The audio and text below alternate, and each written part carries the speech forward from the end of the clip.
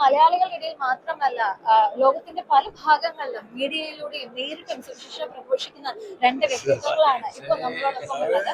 നമുക്ക് മീഡിയയിലൂടെ ഇന്ന് മീഡിയ ഇവാഞ്ചലൈസേഷൻ വ്യക്തികൾക്കും അതുപോലെ യുവാക്കൾക്കും കുടുംബങ്ങൾക്കും എങ്ങനെ സാധ്യമാകാമെന്ന് ഇവരോട് തന്നെ ചോദിക്കാം.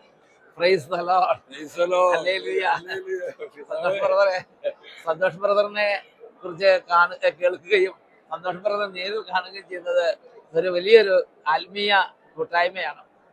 എന്റെ പ്രിയപ്പെട്ട സഹോദരങ്ങളെ, ഷാലോം ചാനലിനെ എപ്പോഴും ഓർക്കുന്നു, അതുപോലെ ഷക്കീന ചാനൽ, ഈ രണ്ട് ചാനലുകൾ മലയാളികളുടെ ഇടയിൽ ഇവാഞ്ചലൈസേഷന് വേണ്ടി നൽകിയുള്ള സംഭാവനകൾ നിസ്തുലമാണ്.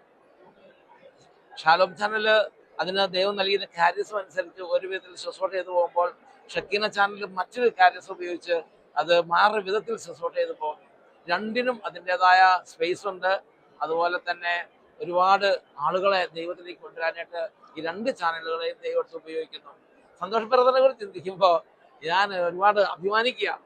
കാരണം യൗവനത്തിൽ, ചെറുപ്പത്തിൽ തന്നെ തൻ്റെ ജീവിതത്തിൻ്റെ ഏറ്റവും നല്ല ആ കാലഘട്ടം മുഴുവൻ നമ്മൾ കർത്താവിന് വേണ്ടി സമർപ്പിക്കാൻ അത്യുത്സാഹത്തോടെ അധ്വാനിക്കുന്ന സന്തോഷ് ബ്രദർ അനേകം ചെറുപ്പക്കാർക്ക് ഒരു പ്രേരണയാണ്, ഒരു ആവേശമാണ്, ഒരു പ്രോത്സാഹനമാണ്. സന്തോഷ് ബ്രദറിനെ കുറിച്ച് ഞാൻ ചെറുപ്പക്കാരുടെ ചോദിക്കുമ്പോൾ അവർക്ക് വലിയ ആവേശമാണ്. അത് സന്തോഷ് ബ്രദർ ശുശ്രൂഷ ചെയ്യുന്നത്, ധ്യാനത്തിൽ പങ്കെടുക്കുന്നത്, അട്ടപ്പാടി വരുന്നത്. ഒപ്പം തന്നെ ഷെക്കേന മിനിസ്ട്രീസിന്റെ, ഷെക്കേനയുടെ എല്ലാ മാധ്യമ ശുശ്രൂഷകളുടെയും ആത്മീയ പിതാവാണ്. എൻ്റെ വ്യക്തിപരമായ ജീവിതത്തിലും ശുശ്രൂഷ മേഖലകളിലും ഒരുപാട് സഹായിക്കുകയും പ്രാർത്ഥിക്കുകയും വേണ്ട ദൈവിക നിർദ്ദേശങ്ങളും പ്രോത്സാഹനങ്ങളും ദൈവകൃപയും ധാരാളമായി നൽകുകയും ചെയ്ത് എപ്പോഴും എന്തിനും കൂടെ നിന്ന് സപ്പോർട്ട് ചെയ്യുവാൻ ഈ പൗരോഹിത്യ കരങ്ങൾ എന്നും എന്നെ ബലപ്പെടുത്തിയിട്ടുണ്ട്. ഇവിടെ അമേരിക്കയിലെ ഷിക്കാഗോ രൂപതയുടെ ആ രഥജൂബിലിക്ക് വന്നു കഴിഞ്ഞപ്പോൾ വീണ്ടും എൻ്റെ ആത്മപിതാവിനെ കണ്ടുമുട്ടാൻ ഇടവരുത്തി.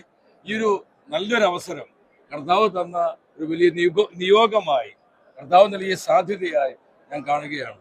ഒരുപാട് സന്തോഷമുണ്ട്. സന്തോഷ് ബ്രദറെ ഈ മിഷൻ മുന്നോട്ട് കൊണ്ടുപോകണം, കർത്താവിനും കർത്താവിന്റെ സഭയ്ക്കും വേണ്ടി. Thank you so much.